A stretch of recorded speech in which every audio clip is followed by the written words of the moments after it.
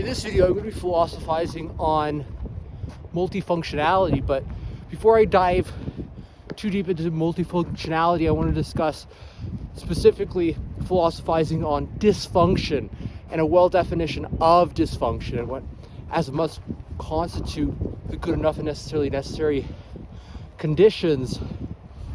Some dysfunctions as a must create valid, psychologically true, and meaningful propositions constituted by subpropositions that provide certain true statements that allow access to knowledge regarding the amount of functions and functionality within a function. And dysfunctions are well defined as the lack of functions and functionality and less multifunctionality.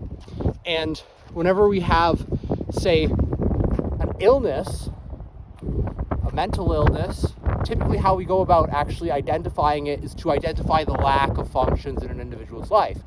Are they able to go to school or work? No. Are they able to eat food or sleep properly? They have impairments doing that, they have difficulty doing that. There's less functioning and less functioning effectively and meaningfully so, that it actually causes harm. And that's what creates that dysfunctional aspect of it. If there's a dysfunction, say at work, something isn't going right, and that means something isn't being productive.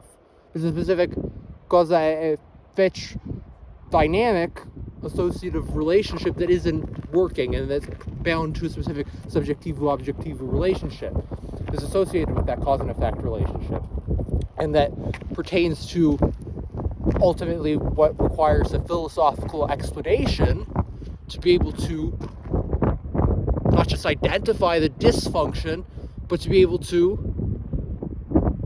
properly prognose. And we always start with a prognosis. This is a estimate about and prediction about what is actually going to cause in the future more harm if we don't address certain issues now, or that we should look out for. This is more important, actually, what we should look out for to see if the hypothesis or prediction or the forecast that we're creating about the future is correct.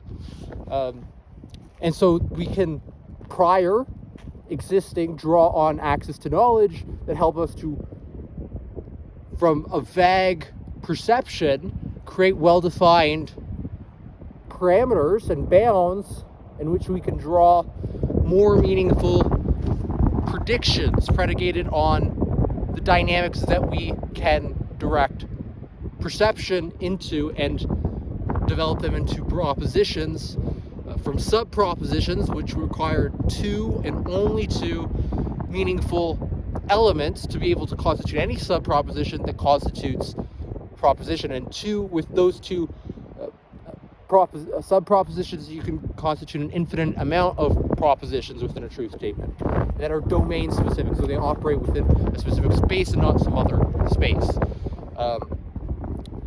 And they have to be so they have to be what's called mutually exclusive. They can't necessarily just apply to all things per se, because they have to be specific enough to be able to address the dysfunction or the set of multifunctionalities. And when we're trying to understand multifunctionality, what we're interested in is how a single process or set of perception, action, and behavior can be able to innovate in so many different areas that are domain specific, or even creatively associated with sometimes other areas, and can provide more efficient processing of meaningful information with regards to increasing the meaningfulnesses. And the meaningfulnesses that we can connect to a greater number of cause and effect dynamic associatives in which subjectivo-objectivo relationships constitute those through the mind and body connection, in which we can gauge free agency and are able to think more meaningfully and behave in more effective, meaningful manners of approach. And that's all I want to say for this video. I hope you have an awesome night.